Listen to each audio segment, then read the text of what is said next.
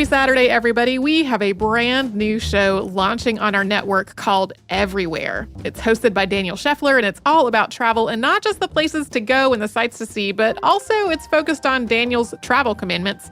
These are things like thou shalt travel with a conscience and thou shalt be polite, and how these things can become an ideal travel strategy. And I am on this show as well. Daniel and I do a segment together where usually we talk about the history of something that came up over the course of him discussing his travels, because he has led a wild life and has traveled all the places and done some amazing things that you would never expect.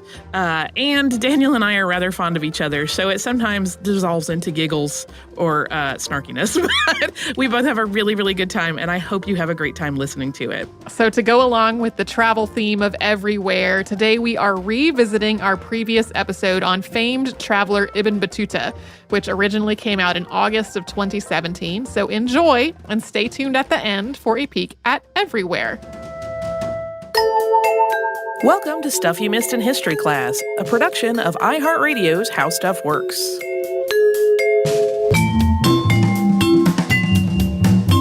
Hello and welcome to the podcast. I am Tracy V. Wilson. And I'm Holly Fry.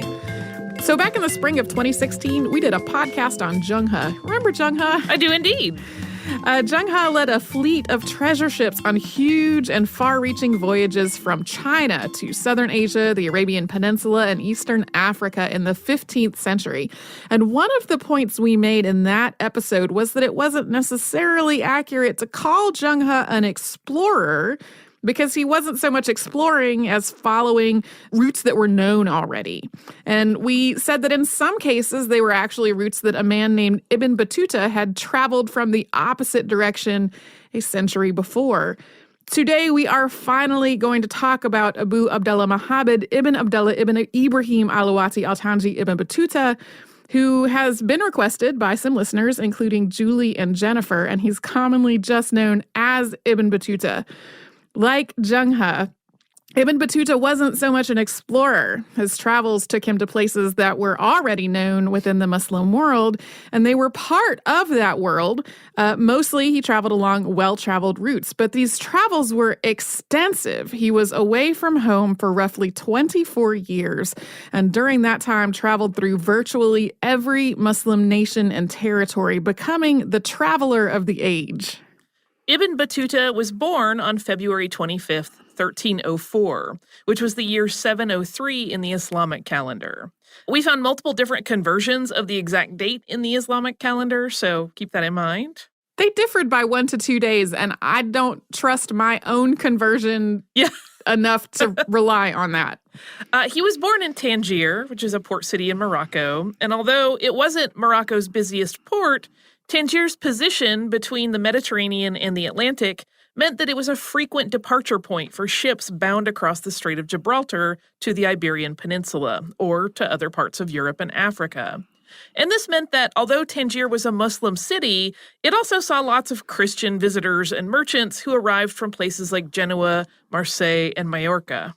Apart from the father and grandfather, who were referenced in his name, Ibn means son of, we don't really know a lot about Ibn Battuta's family. They were Sunni Muslims who were of an indigenous North African people known as the Lawata, and several were qadis, or judges, or they were otherwise scholars of Islamic law. Ibn Battuta's upbringing was probably typical for a Muslim child living in northern Africa in the 14th century. He would have attended school either at a mosque or through a private tutor. His early education would have focused on the Quran, along with subjects like arithmetic and grammar and literature and history. For students from more prominent families, which Ibn Battuta was, more advanced study followed as children got older. We do know for sure that Ibn Battuta's study of the Quran and of Islamic law were really lifelong. He learned the whole Quran by heart, and he wrote of reciting it to himself from beginning to end as he traveled, sometimes twice when he felt like he needed to bolster himself up a little more. And when he was 21 by the Gregorian calendar and 22 by the Islamic lunar calendar, Ibn Battuta began preparing for the Hajj, the pilgrimage to Mecca that is one of the 5 pillars of Islam. And this was for him a religious duty. It's an obligation for all Muslims who are physically and financially able to go, and whose families won't be harmed by their being away. And it was also something he genuinely wanted to do, describing himself as, quote, swayed by an overmastering impulse within me and a desire long cherished in my bosom to visit these illustrious sanctuaries. Ibn Battuta's pilgrimage was also an opportunity to further his education. Although Tangier was a notable port city, it wasn't particularly known for its scholars, and it didn't have a college. So Ibn Battuta's pilgrimage would allow him to study with legal scholars and with Sufi mystics in cities like Tunis, Alexandria, and Cairo along the way. Studying with more prominent scholars was an opportunity for Ibn Battuta to deepen his own knowledge of Islamic law. It's the body of guiding rules and principles that govern Muslims' daily lives and worship, also known as Sharia. And enhancing his legal training would give him access to more prestigious work. But this wasn't simply a means to moving up a career ladder, because the law Ibn Battuta was studying was rooted in the Islamic faith and was inseparable from that faith. His religious and legal educations were also inseparable from one another. On top of the intertwined nature of his religious and legal education, the concept of seeking knowledge is an important part of Islam in general. Both the Quran and the Hadith, which is a record of the sayings and actions of the Prophet Muhammad, have multiple references to learning and seeking knowledge, including how to seek knowledge in a way that's ethical and compatible with Islam. So essentially, seeking knowledge is an act of worship, and it's incumbent upon all Muslims to learn. One hadith that frequently comes up in relation to Ibn Battuta is seek knowledge even as far as China. Although there are some questions about whether that one is correctly attributed, those same basic concepts are definitely present in others. Ibn Battuta left for Mecca on June 14th of 1325, which was the year 725 in the Islamic calendar.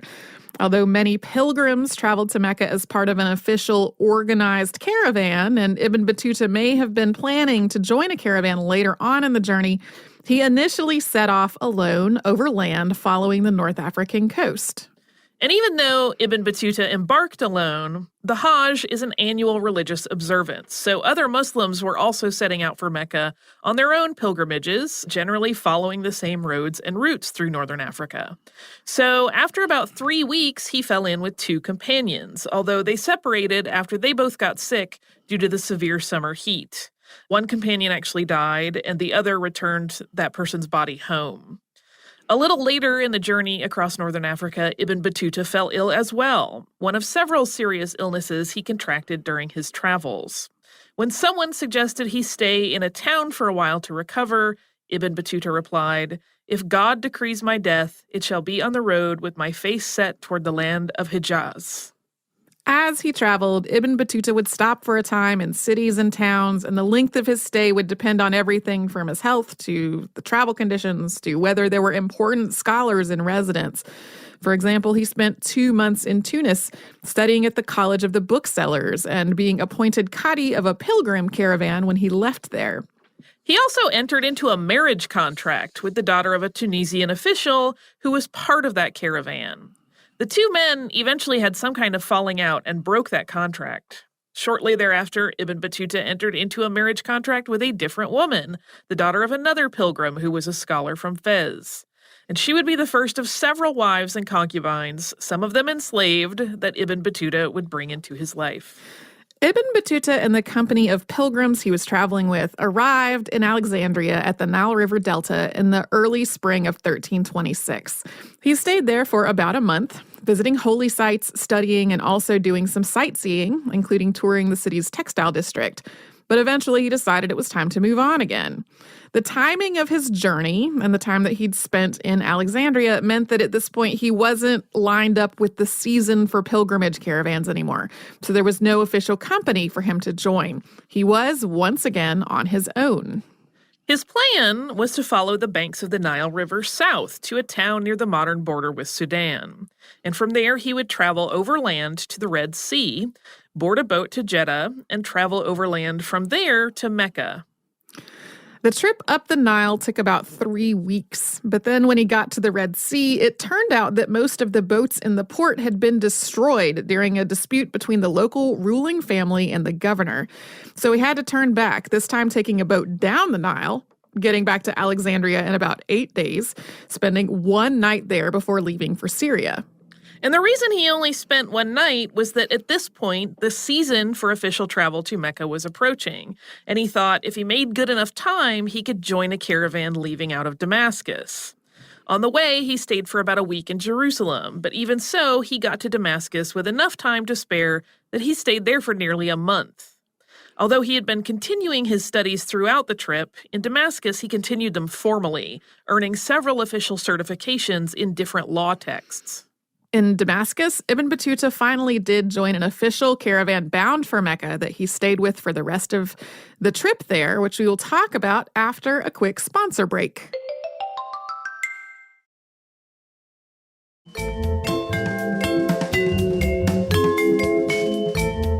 Ibn Battuta set out with a large caravan of pilgrims from Damascus on September 1st, 1326. This was more than a year after leaving his home in Tangier.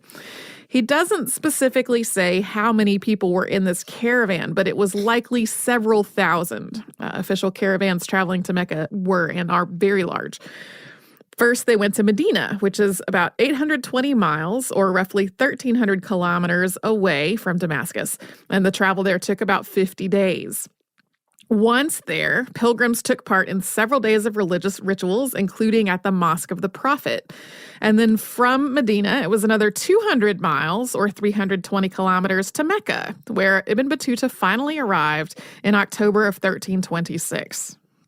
After the Hajj, which involves several days of religious observances and rituals, most pilgrims returned home. But Ibn Battuta did not. Early in his journey, he'd had a dream of a great bird sweeping him away over a far distance. He'd also met an ascetic who told him that he would meet and offer greetings to the ascetic's 3 brothers, one in India, one in Sind, and one in China. Sind is now Pakistan. But aside from these more romantic ideas, Ibn Battuta thought that if he continued to travel, he could continue to learn and to find work as a qadi. And instead of turning west toward home, he went north and then east toward what's now Iraq in the company of returning pilgrims from that region. Although he did make several stops along the way, his primary goal at this point was to visit the city of Baghdad. Baghdad had been besieged and then sacked during the Mongol invasion in 1258, and that was a little less than 70 years before Ibn Battuta's arrival. That sacking is generally considered to be the end of the Islamic Golden Age. So when Ibn Battuta went there, he was envisioning it as sort of witnessing one of the great cities that had been. He also stopped in most of the major cities in the area and took a tour up the Tigris River. From there, he returned to Mecca with another Hajj caravan, this time staying for at least a year, during which time he both studied and performed the rituals associated with the lesser pilgrimage a number of times.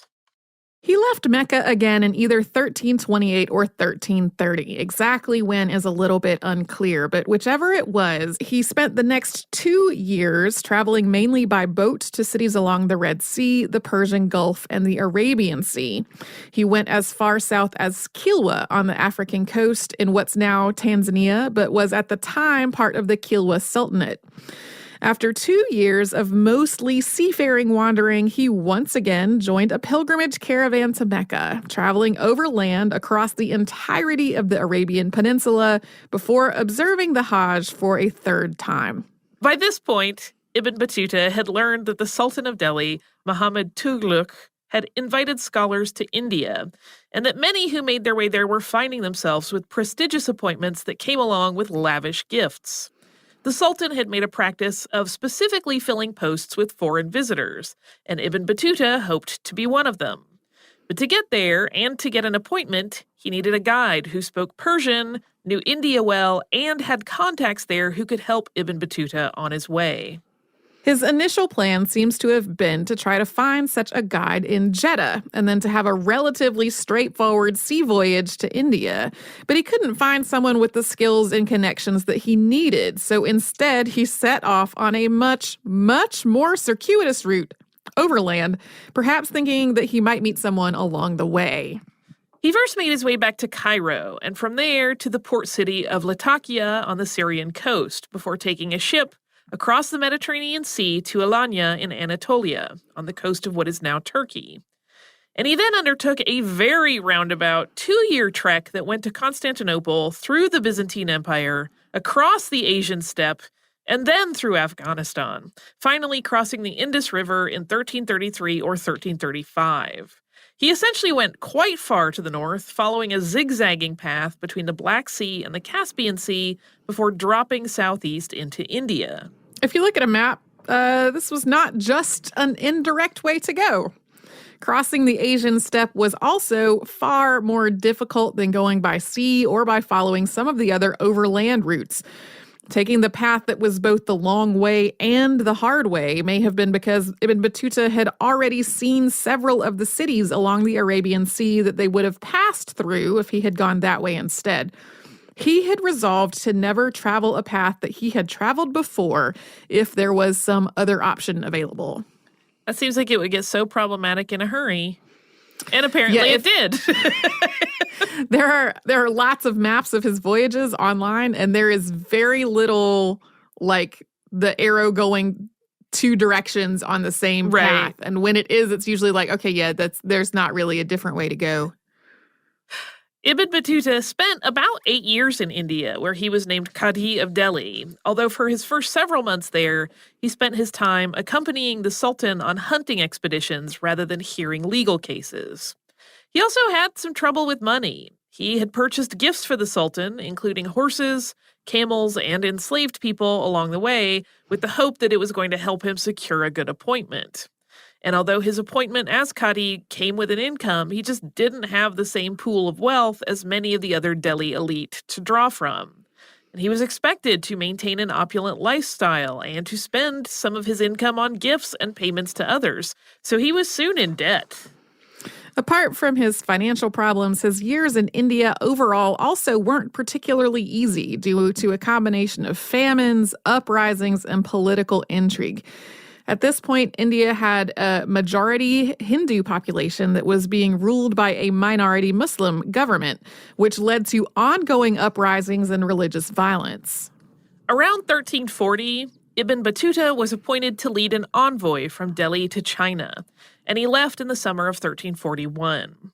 He was tasked with ensuring the safety of a huge retinue, including hundreds of people, and gifts, including textiles, dishware, and weapons. Although they traveled under armed guard, they were attacked by Hindu insurgents only a few days out from Delhi. Ibn Battuta was attacked and robbed a second time while waiting for reinforcements after that first incident, and then he became lost for 6 days after escaping from his captors. After this inauspicious beginning, the expedition ended disastrously in early 1342 when the whole fleet of 4 ships, at this point they had moved to a sea voyage, was forced aground and wrecked in a storm off the port of Calicut on the southwestern coast of India. Most of their retinue was also killed in this storm and shipwrecks, including the other 2 highest-ranking officials that had been dispatched from Delhi. Ibn Battuta only survived because he had moved from the junk where the diplomatic envoy was supposed to be sleeping to another ship because the room that was assigned to him on the diplomatic junk was just too small for his taste. Although he wanted to return to Delhi and tell the Sultan what had happened, he didn't feel like he could, at least not right away. Not only had the entire retinue and all of its goods been lost on his watch, but he would also have to explain why he had survived while the other officials had not. He'd also lost nearly everything he had in that storm. He wound up stranded for months before finally finding passage to Honavar on the western coast of India on a fleet of ships that belonged to the Sultan. Once he got there, though, the situation was not much better. He had hoped to find a patron and some kind of appointment that would allow him the time and the resources to figure out what he should do next, and perhaps even to recoup some of his lost income. Instead, he wound up spending most of the summer of 1342 in devotional seclusion, praying and reciting the Quran twice through every day. He was basically offered housing in a like this one person's room. And he was like, yeah, I don't really have work for you. You can just stay here, though. So he basically stayed there in prayer for months. And finally, he decided to go to China on his own, staying for a time in the Maldives and acting again as Qadi before going on to China by sea. By this point, he had been to so many places and could tell stories of so many other courts that he was received enthusiastically and he was compensated generously. Once he left the Maldives, there's some dispute about exactly how far into China he did go, in part because he didn't give a lot of detail about China when he wrote about his travels. This lack of detail has led some critics to suggest that he did not go to China at all. And while he probably did not get nearly as far as the account of his trip suggests, with some of that probably being embellished when it was being written, he almost certainly did visit the more southeastern parts of China. His lack of detail is more likely because the Muslim population there was relatively small, and that was really what he was most interested in learning from and writing about. So he just had a lot less interest in China and a lot less to say about it. And it was after visiting China that Ibn Battuta decided, at last, to return home after undertaking the Hajj one last time. We're going to talk about all of that after we have a little sponsor break.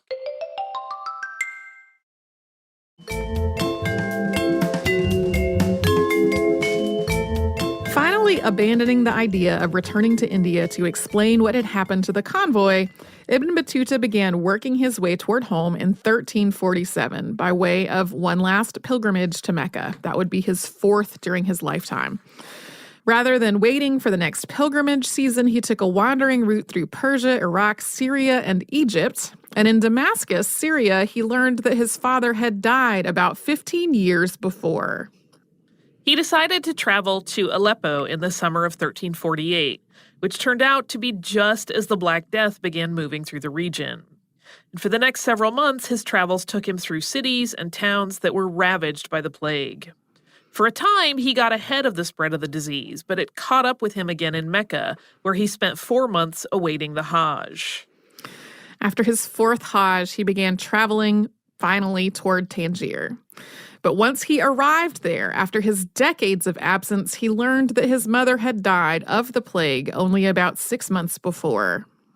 Ibn Battuta didn't stay at home for long.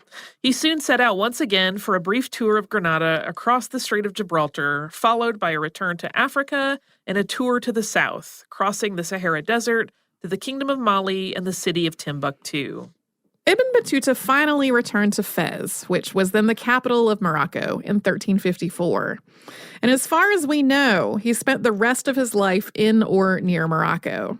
The Sultan, Abu Inan, asked him to write an account of his journey. And in doing this, Ibn Battuta worked with an amanuensis, Ibn Juzay, who was also a court poet. Ibn Juzay made his language poetic, added some actual poems, and probably embellished a few things while also bringing Ibn Battuta's account in line with literary standards of the time. The end result of all this work was finished on December 13th, 1355.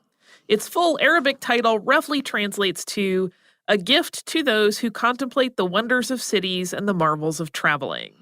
It's more commonly known as the Rila, although Rila is really a genre, essentially a travelogue within Islamic literature. Ibn Battuta's Rila chronicles his travel through essentially the entire 14th century Muslim world. He had gone 75,000 miles, or 120,000 kilometers. That is 3 times farther than Marco Polo's journeys and 3 times the circumference of the Earth. Along the way, he visited what's now 40 different modern countries. He met at least 60 heads of state and a wealth of lesser leaders and dignitaries, and he served as an advisor to at least 12 different rulers. He also met all 3 brothers of the ascetic that he had heard about so early in his journey and did indeed offer them greetings. The Rila is about 1,000 pages long, and since he was reconstructing it from memory after the end of his travels, its chronology is sometimes a little bit mixed up or vague, but otherwise it stands as a wide-ranging account of what the Islamic world was like in the 14th century. The world was, and still is, huge, but is not at all monolithic. Its people are united by the core belief in the Quran and by the idea that the tenets of Islam create a bond that is greater than ethnicity or race. Yeah, if you're looking at the chronology of his travels and you kind of go, does that make sense?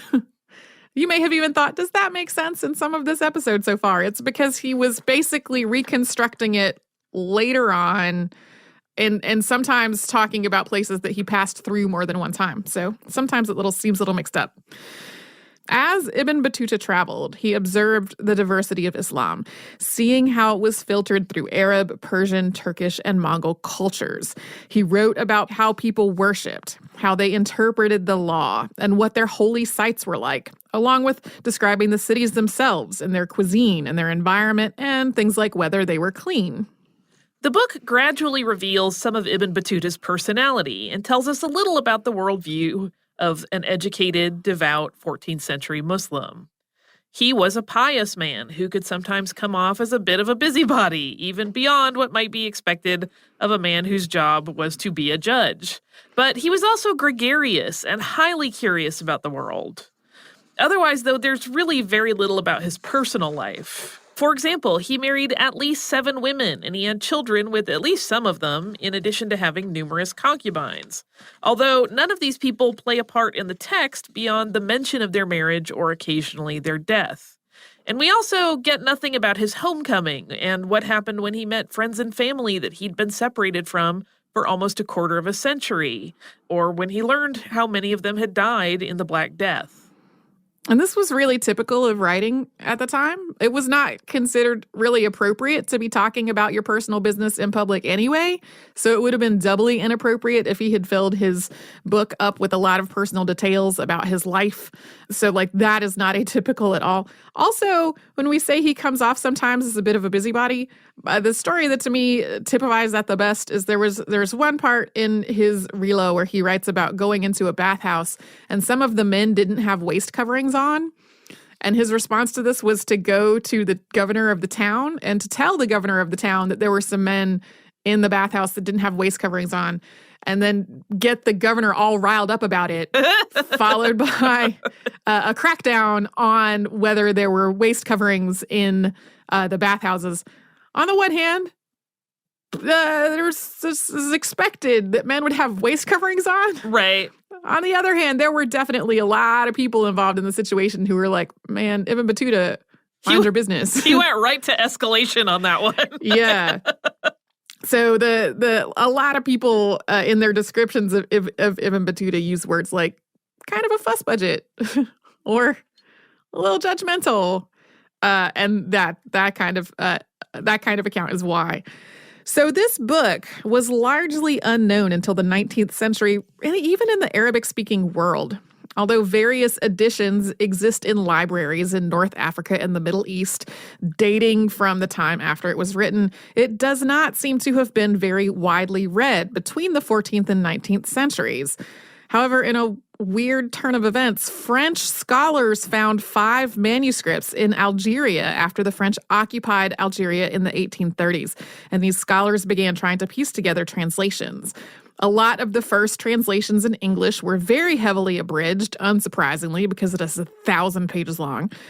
And a complete English language translation project started in 1929. The Hakluyt Society, which is an English society that publishes scholarly editions of primary source texts about travel and geography, which is an amazingly specific mission, published the first 3 volumes by the mid-20th century, but the 4th volume didn't come out until, I think, 1994. And it's actually unclear when Ibn Battuta died, although it was in the year 700 in the Islamic calendar, which would have been 1368 or 1369. A tomb in Tangier is traditionally considered to be his, but we don't actually know if that's the case. Today, there's also a shopping mall named for him in Dubai, and its courts are all themed after places that he went. And a lot of commentators are like, not sure if Ibn Battuta would have thought this was cool or not. Yeah. He did. I mean, obviously, he traveled for almost a quarter of a century in a time when travel was a lot more uncomfortable and time-consuming than it is in a lot of the world today. But the fact that he was so particular about things. Sometimes people are like, would Ibn Battuta walk in here and be like, oh yeah, this is cool, I like the look of this place? Or would he be more like, not sure? Yeah, we don't know. Don't really know.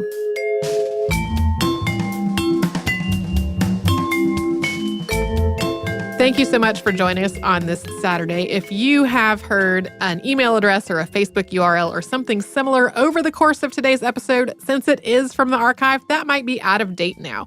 You can email us at historypodcast@howstuffworks.com, and you can find us all over social media at Missed in History. And you can subscribe to our show on Apple Podcasts, Google Podcasts, the iHeartRadio app, and wherever else you listen to podcasts. Stuff You Missed in History Class is a production of iHeartRadio's How Stuff Works. For more podcasts from iHeartRadio, visit the iHeartRadio app, Apple Podcasts, or wherever you listen to your favorite shows.